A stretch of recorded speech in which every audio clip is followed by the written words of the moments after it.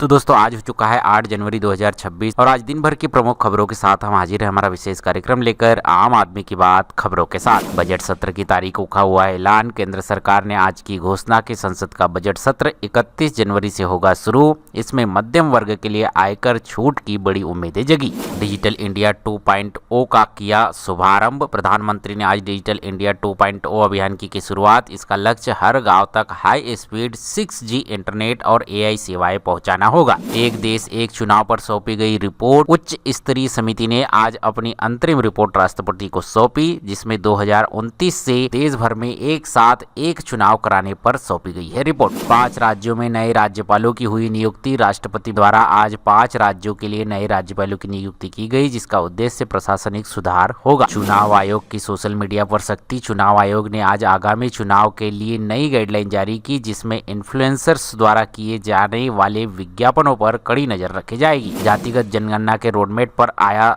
Update. गृह मंत्रालय ने आज जातिगत जनगणना के लिए नए डेटा संग्रहण केंद्र का किया उद्घाटन, ताकि सटीक सामाजिक आर्थिक आंकड़ों के साथ की जा सके जातिगत जनगणना। स्मार्ट सिटी मिशन का भी हुआ विस्तार। सरकार ने आज 50 नए टियर 2 शहरों को स्मार्ट सिटी योजना में किया शामिल। इन्हें भी बनाया जाएगा स्मार्ट सिटी। महिला आरक्षण के लिए प्रक्रिया हुई तेज। परिसीमन आयोग ने आज महिला आरक्षण विधेयक के तहत सीटों के निर्धारण की प्रक्रिया की शुरू। RBI ने नहीं बदली है ब्याज दरें। भारतीय रिजर्व बैंक ने मौद्रिक नीति समीक्षा रेपो रेट को रखा है स्थिर, जिससे आम आदमी के लोन की EMI न घटेगी न बढ़ेगी। शेयर बाजार में आज दिखा तूफान और भारी आई गिरावट। शेयर मार्केट में कई करोड़ रुपए गंवाए। GST संग्रहण के रिकॉर्ड में आई बढ़ोतरी। वित्त मंत्रालय ने आंकड़ों के अनुसार जनवरी से पहले हफ्ते में GST कलेक्शन पिछले साल के मुकाबले 15% की वृद्धि के साथ किया दर्ज। इलेक्ट्रॉनिक वाहनों पर सब्सिडी देगी सरकार। भारतीय उद्योग मंत्रालय ने EV नीति की लागू, जिसके तहत इलेक्ट्रॉनिक कारों पर मिलने वाली सब्सिडी में होगी बढ़ोतरी। Startup India grant. सरकार ने आज 500 नए एग्री टेक स्टार्टअप्स के लिए 1000 करोड़ रुपए के विशेष फंड का किया प्रावधान। टाटा स्टील का नया निवेश। टाटा ग्रुप ने आज उड़ीसा में एक नया ग्रीन हाइड्रोजन आधारित स्टील प्लांट लगाने के लिए समझौते ज्ञापन पर किया हस्ताक्षर। भारत की अपनी होगी AI लैब। भारत ने आज बेंगलोर में नेशनल AI रिसर्च सेंटर का किया उद्घाटन, जो पूरी तरह से स्वदेशी डेटा पर होगा आधारित। 6G ट्रायल का हो रहा है विस्तार। दूरसंचार विभाग में आज 5 नए महानगरों में 5G के बाद अब 6G नेटवर्क का सफल ट्रायल किया। साइबर सुरक्षा में भी आएगी तेजी। गृह मंत्रालय ने आज नागरिकों के लिए साइबर सुरक्षित भारत नामक एक नया पोर्टल किया लॉन्च। स्कूली शिक्षा में AI को किया जाएगा अनिवार्य। नई शिक्षा नीति के तहत कक्षा 6 से ही आर्टिफिशियल इंटेलिजेंस को एक मुख्य विषय के रूप में लागू किया जा सकता है।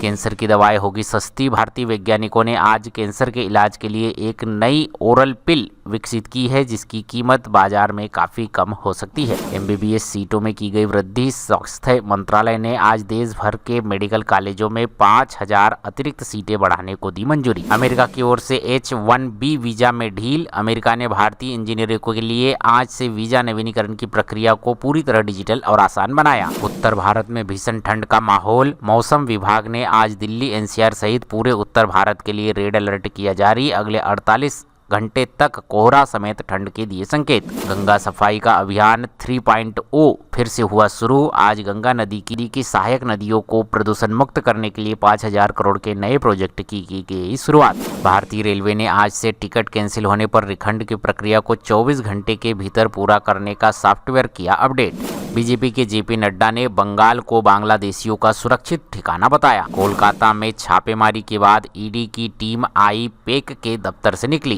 IPAC पर ED की रेड विरोध में कल कोलकाता में मार्च निकालेगी CM ममता बनर्जी। ED के छापों के खिलाफ हाईकोर्ट पहुंची IPAC। तुरंत रेड रोकने की गुजारिश। तुर्कमान गेट में हुई पत्थरबाजी। 5 आरोपियों को 14 दिन की न्यायिक हिरासत में भेजा गया। जमानत पर कल होगी सुनवाई। सोनम वांगचुक की हिरासत को चुनौती देने वाली याचिका पर सुप्रीम कोर्ट में अब 12 जनवरी को होगी सुनवाई। यूपी के सपा विधायक विजय सिंह गौड़ का हुआ निधन। मुंबई के बांद्रा में प्रचार के दौरान शिवसेना उम्मीदवार हाजी सकीम कुरैशी पर हुआ हमला। अज्ञात हमलावर हुए फरार।